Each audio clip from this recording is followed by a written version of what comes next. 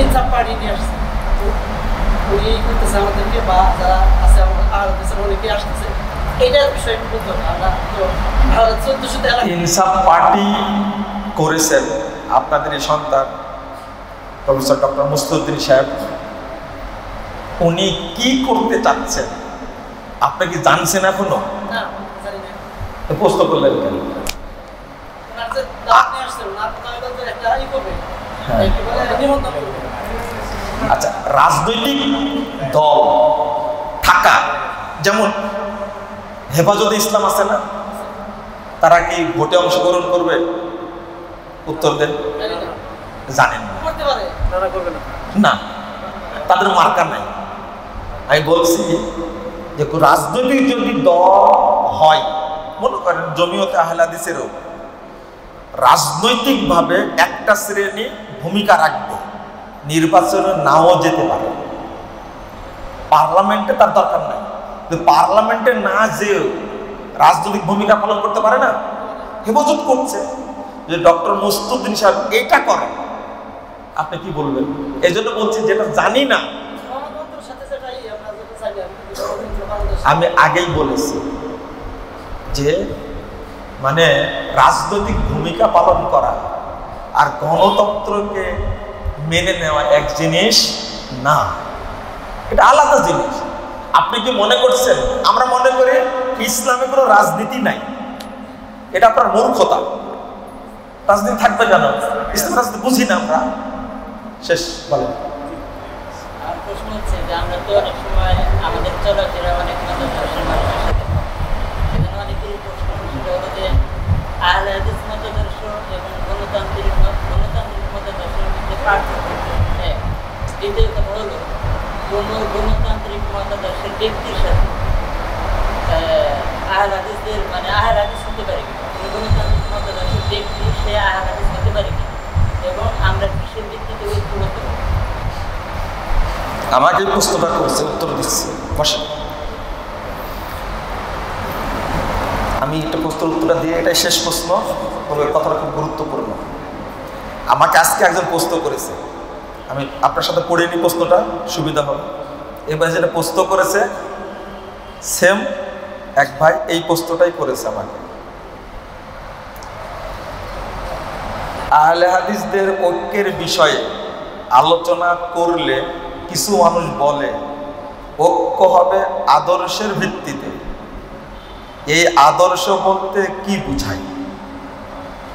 বুঝতে করেছে আপনার প্রশ্নটা কিছুটা এইরকম যে ঐক্য হবে কিসের ভিত্তিতে। প্রথম প্রশ্ন যে আহলে হাদিস এবং অন্য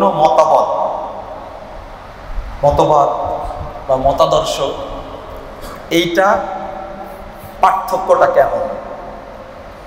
2 নম্বর, যারা গণতান্ত্রিক মতবাদের সাথে জড়িত তাদেরকে আহলে হাদিস বলা যাবে কিনা। আর আরেকটা প্রশ্ন হলো, আপনি যে ঐক্যের কথা বললেন, ঐক্য হবে কিসের ভিত্তিতে? গণতন্ত্র হারা, তো এখন তো আমরা অনেক ভাই বোন আছে যারা গণতন্ত্র প্রতিষ্ঠার জন্য কাজ করতেছি, মানে সরকারিভাবে কাজ করতেছি। তো এই যে আমরা এখান থেকে ইনকাম করতেছি, এই ইনকামগুলোকে হালাল হবে না হারাম হবে?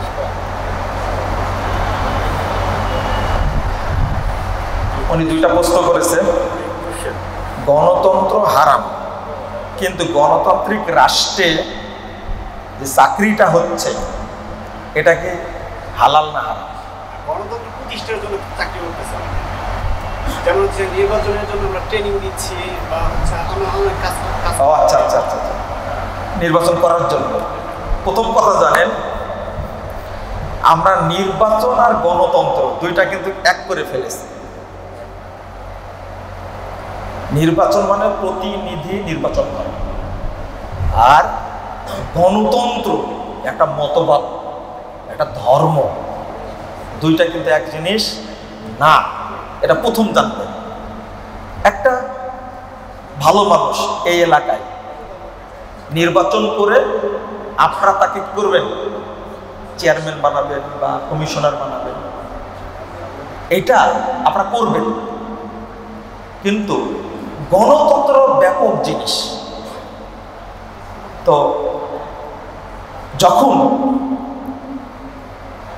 এই নির্বাচনটা করার জন্য আপনার যদি ইচ্ছা থাকে যে ভালো একজন মানুষ আসুক, সেই ক্ষেত্রে প্রশিক্ষণ নেওয়াটা, জড়িত হওয়াটা পাপের না। আর যদি আপনার মাধ্যমে ইচ্ছা থাকে একজন চোর, একজন বাটপার, সন্ত্রাসী যদি আসে, তাহলে আপনার যে পাপ হবে এটা সেটা আপনিও জানছেন খুব ভালো করে, তখন পাপ হবে। আর আরেকটা প্রশ্ন হলো যে এই সরকারের আওতায় থেকে চাকরি করা যাবে কিনা, অনেকে প্রশ্ন করে, মানে কান টানলে মাথা আসে ওই দিক নিয়ে চলে যায়। না, আপনার কাজটা যদি বৈধ হয়, কি হয়, এই যে আপনি ফ্যাক্টরিতে চাকরি করছেন, কাজটা তো বৈধ। আপনার রাষ্ট্রের কোনো ক্ষেত্রে চাকরি করছেন, কাজটা আপনার বৈধ। কিন্তু যিনি কাজটা করাচ্ছেন তিনি হয়তো সুদের সাথে জড়িত, ঘুষের সাথে জড়িত, তার পাপ তার উপরে বর্তাবে। আপনার কাজটা বৈধ হওয়ার জন্য আপনার কাজ করার কোনো সমস্যা নেই। কিন্তু মূল ফাউন্ডেশন যদি হারাম হয়, যেমন ব্যাংক কি, বিমা, ফাউন্ডেশনে কি হারাম, এখানকার ঝাড়ু দারু হওয়া যাবে না, দারোয়ানও হওয়া যাবে না। এটা খুব কঠিন জিনিস। ওর ফাউন্ডেশনে কি হারাম। এনজিও ফাউন্ডেশনে কি হারাম। ফ্যাক্টরির ফাউন্ডেশন কি হারাম না। ফ্যাক্টরিতে উৎপাদন হচ্ছে ভালো জিনিস, আপনি কাজ করেন। আশা করি বুঝতে পেরেছেন। আর না সবাই বলবে একটা, আচ্ছা হ্যাঁ। আমাদের আলহাদিস থেকে ডক্টর মুসলিউদ্দিন স্যার